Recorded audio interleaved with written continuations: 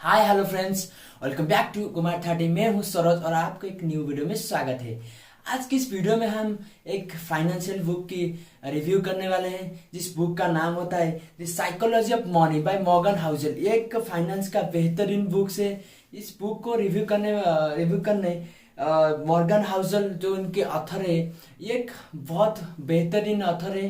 वो एक Morgan Housel to Collaborative Fund and former columnist to Motley Fool and the Wall Street Journal, यानी कि वो मोटली फूल और वॉल स्ट्रीट जर्नल की एक फॉर्मल कॉलमिस्ट है। And he is a two time winner of the best in business award from the society of American business editors and writers, यानी कि वो एक बिजनेस दो बार वो बिजनेस विनर हो चुके हैं और एक राइटर रह चुके हैं अमेरिका में। बहुत अच्छा खासा डॉक्टर भी हैं और एक अच्छा खासा मेंटर भी हैं। तो चलिए जानते हैं, इस बुक को रिव्यू करते हैं। और मैं भी इस बुक में बहुत इम्पोर्टेंट पॉइंट को नोट आउट किया हूँ। चलिए उस इम्पोर्टेंट पॉइंट को पूरी डिटेल में और बारीकी से समझते हैं। उसका जो पहला चैप्टर होता है नो वंस क्रेजी, यानी कि सबकी अलग अलग स्टैंड पॉइंट है, सबकी अलग अलग बिहेवियर है, सबकी अलग अलग एक्सपीरियंस होता है। यानी कि पैसा को देखने का नजरिया भी सबकी अलग अलग होता है। सब अलग अलग तरीके से पैसे को देखते हैं, अलग अलग तरीके से पैसे को मैनेज करते हैं और सबकी अलग अलग बिहेवियर भी होता है पैसे को मैनेजमेंट करने के लिए। तो नो वंस क्रेजी के chapter no one's crazy first chapter में ऑथर ने ये बताया कि आपका बिहेवियर कैसे होता है, आप कैसे एक्ट करते हो मनी के ऊपर, कैसे मनी को मैनेजमेंट करते हो। उसके बाद जो सेकंड चैप्टर आता है लॉक एंड रिस्क, ये चैप्टर नंबर 2 होता है। यानी कि आपको सक्सेसफुल बनने के लिए आपका लॉक का फैक्टर 50% है और रिस्क का भी फैक्टर 50% होता है।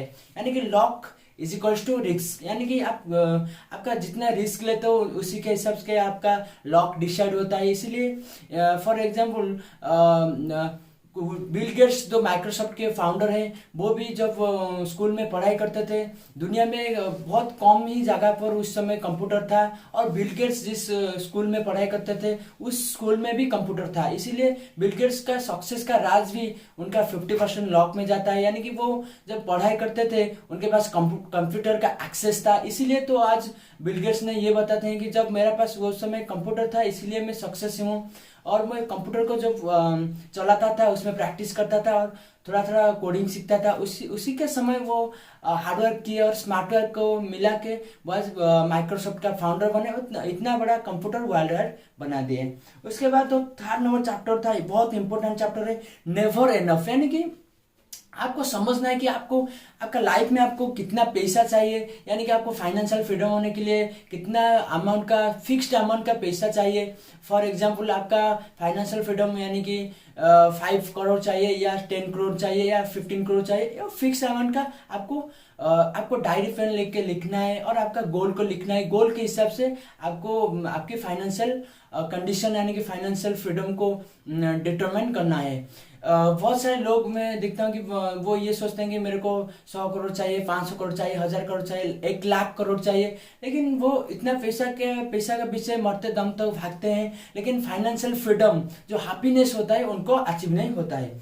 उसके बाद जो मेन इंपॉर्टेंट पॉइंट को डिस्कशन करेंगे चैप्टर नंबर 4 कंपाउंडिंग, यानी कि कंपाउंडिंग चैप्टर तो मैं हमेशा बोलता हूँ कंपाउंडिंग के बारे में बातें करता रहता हूँ। यानी कंपाउंडिंग एक ऐसा चीज होता है, दुनिया का 8वां अजूबा, आइंस्टाइन ने बताया था कि दुनिया का ये 8वां अजूबा होता है, यानी कि ये एक मैजिक होता है। फॉर एग्जाम्पल आप 2007 की और म्यूचुअल फंड में डाले 12% के रिटर्न के साथ, आप जब दो साल, 5 साल, 10 साल इन्वेस्टिंग करोगे, 5 साल के इन्वेस्टिंग करोगे, इतना बड़ा अमाउंट आपको दिखाई नहीं देगा। लेकिन आप जो उससे लॉन्ग टर्म तक इन्वेस्टिंग करके छोड़ दोगे, यानी कि मिनिमम से मिनिमम आप 40 ईयर्स तक इन्वेस्टिंग करोगे मात्र 2000 से, वो 2000 आपको लॉन्ग टर्म यानी कि 40 ईयर्स में करीब करीब 5 करोड़ 40 लाख रुपया दे के जाएगा। यानी कि इसको बोलते हैं कंपाउंडिंग, यानी कि आपके 10 साल के बाद आपके पास होगा करीब करीब 30 से 40 लाख, लेकिन जो 20 साल, 30 साल, 40 साल के बाद यानी कि लॉन्ग टर्म में आपको एक बड़ा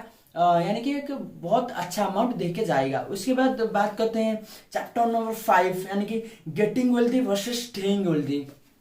ये एक बहुत इंपॉर्टेंट होता है।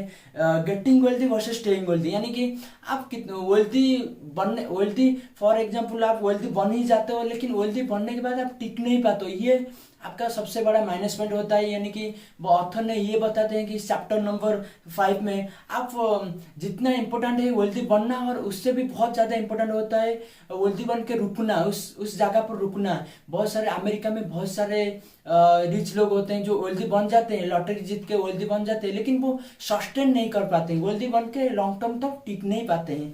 ये चैप्टर नंबर 5 होता है। उसके बाद जो चैप्टर नंबर 9 को समझते हैं, चैप्टर नंबर 9 होता है wealth is what you don't see, यानी कि पैसा जो होता है आपको दिखाई नहीं देता है। पैसा वो होता है आपके पास, लेकिन आपको दिखाई नहीं देता है। कि कैसे दिखाई नहीं देता है उसे आज चलिए डिटेल में समझते हैं।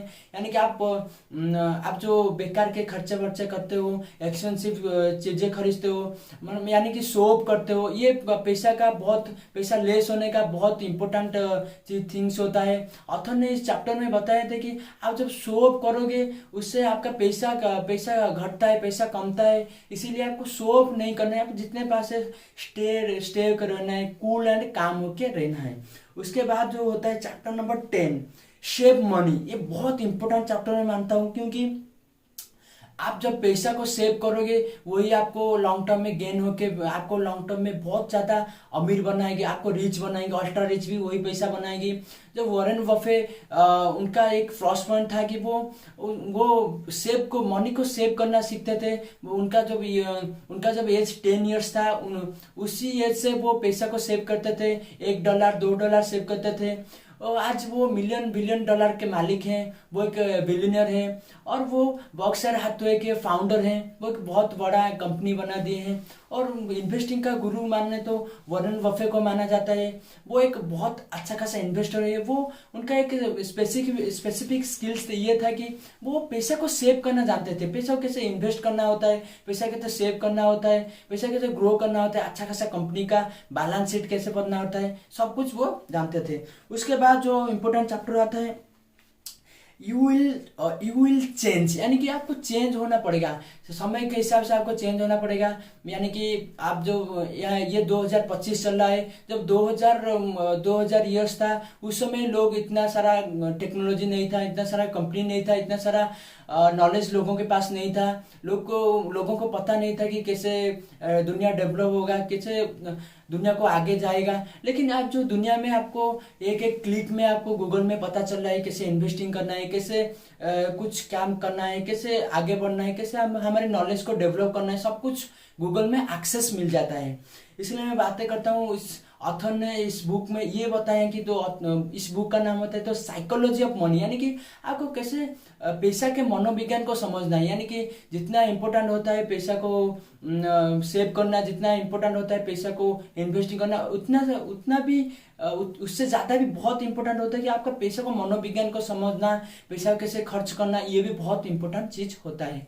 ऑथर ने इस बुक में एक स्पेसिफिक चैप्टर दिए हैं कि फ्रीडम, यानी कि फ्रीडम क्या होता है, यानी कि आज़ादी मिलना है। पैसा हम तो सब लोग कमाते हैं, लेकिन हमको आज़ादी ठीक से नहीं मिल पाता है। लेकिन ऑथर ने ये बताया कि आपको पैसा से छुटकारा पाना है, और पैसा को एक जगह और खुद को एक जगह रखना है, खुद को हैप्पीनेस को, खुद को टाइम देना है, टाइम को खरीदना है। यानी कि फ्रीडम यानी कि टाइम को खरीदना। यानी कि फ्रीडम का मतलब मैं ये समझता हूँ कि आप जिस जगह पर जाओ, जहाँ पर भी जाओ, कोई आपको रोके ना। यानी कि आपका खुद के मर्जी के हिसाब से जाओ, जिसके साथ जो भी करना है, जहाँ भी घूमना है, जैसे भी चलना है, खुद अकेला रहना है या किसी के साथ रिलेशनशिप में रहना है, बहुत इंपॉर्टेंट चीज होता है। ये फ्रीडम को आपको समझना है, आपकी खुद के हिसाब से खुद करना है, ये होता है फ्रीडम। इस बुक में और एक चैप्टर भी है, यानी कि chapter number 8 man in the car paradox, यानी कि आपको लाइफ में लग्जरियस चीज भी खरीदना है। यानी कि ये नहीं कि आपको पैसा सेव करना है, इन्वेस्टिंग करना है, लग्जरियस भी नहीं खरीदना है, लग्जरी भी खरीदना है, लेकिन तब खरीदना है जब आप उस पैसा को अफोर्ड कर पाओ, पैसा को समझ पाओ। पैसा आपको उस चीज का पैसा से, फॉर एग्जाम्पल आपको एक कार खरीदना है और उस कार का वैल्यू है 18 लाख रुपीज, तो आपके पास मिनिमम से मिनिमम 36 लाख से ऊपर होना चाहिए। उसके बाद आप उस चीज को अफोर्ड कर पाओगे, उस चीज को खरीद पाओगे। ऑथर ने ये बताया कि आपको जब आपके पास पैसा कम होता है तो आपको थोड़ा थोड़ा पैसा सेव करना है और थोड़ा थोड़ा पैसा को मैनेजमेंट करना है। उसके बाद आपको लॉन्ग टर्म तक कुछ पैसा छोड़ना है, इन्वेस्टिंग करना है। उसके बाद जो उसके बाद जो पैसा बढ़ता है, उसके बाद जो छोटा मोटा पैसा बचता है, उसमें आप अपनी वांट्स पूरा करना है, आपकी नीड्स पूरा करना है। उसके बाद जो चैप्टर नंबर 13 होता है रूम फॉर एरर, यानी कि आपको ये समझना है कि रूम फॉर एरर का मतलब होता है आपकी घर में रहना नहीं है, आपको ग्रो होने के लिए कुछ, आप यदि आप गांव में हो तो आपको शहर में जाना चाहिए, सिटी में जाना चाहिए। सिटी में बहुत डेवलप लोग रहते हैं, बहुत डेवलप इंटेलिजेंट पर्सन रहते हैं। उनके साथ जब आप मिलोगे, उनके साथ आपका बिहेवियर चेंज होगा, आपकी थॉट प्रोसेस चेंज होगा और आप अच्छा खासा सोच सकते हो, आपकी थिंकिंग प्रोसेस में चेंज होगा और आप ड्रीम बिग रख सकते हो, आपकी गोल बड़ा कर सकते हो और आप बहुत कुछ अच्छा खासा पैसा भी कमा सकते हो और बहुत कुछ स्किल्स भी सीख सकते हो। इसीलिए ऑथर ने ये बताया कि आपको रूम से बाहर जाना है, यानी कि आप जब गांव में रहते हो तो बाहर जाना है, इंटेलिजेंट लोगों के साथ मिलना है, बातें करना है, बहुत कुछ उनसे सीखना है और काम करना है, एक्सपीरियंस बनाना है। तो आज की इस बुक कैसा लगा, ये आप आज के इस बुक कैसा लगा है? तो साइकोलॉजी मनी, यानी कि पैसा की मनोविज्ञान, ये आपको समझ कितना अच्छा लगा, मतलब अच्छा लगा तो इस वीडियो को लाइक करना, शेयर करना और दोस्तों के साथ सब्सक्राइब करना। इस वीडियो में ऑथर ने ये बताने की कोशिश की है कि आपको वेल्थ, ग्रीड एंड हैप्पीनेस, यानी कि आपका पैसा का वेल्थ यानी कि मनी और वेल्थ दोनों चीज अलग होता है। मनी होता है कि आपका पैसा कमाना है, यानी पैसा तो आप हर जगह कमा सकते हो, बहुत सारे लोग पैसा कमाते हैं। लेकिन वेल्थ का मतलब होता है कि आप फाइनेंशियल फ्रीडम, यानी कि फाइनेंस में कैसे आप फ्री हो सकते हो, आपको आजादी कैसे मिल सकता है। और ग्रेड का मतलब होता है लालच, यानी कि लालच को कैसे कंट्रोल करना है। और जो इम्पोर्टेंट पॉइंट होता है, लास्ट पॉइंट होता है हैप्पीनेस यानी कि खुशियाँ, उसके साथ हमको लाइफ में खुश रहना है, अच्छे से रहना है और लाइफ को एंजॉय भी करना है। तो आज की इस वीडियो कैसा लगा, अच्छा लगा तो लाइक करना, शेयर करना, सब्सक्राइब करना। तो मिलते हैं अगले वीडियो में, तब तक के लिए फाइनल थैंक यू एंड नमस्कार।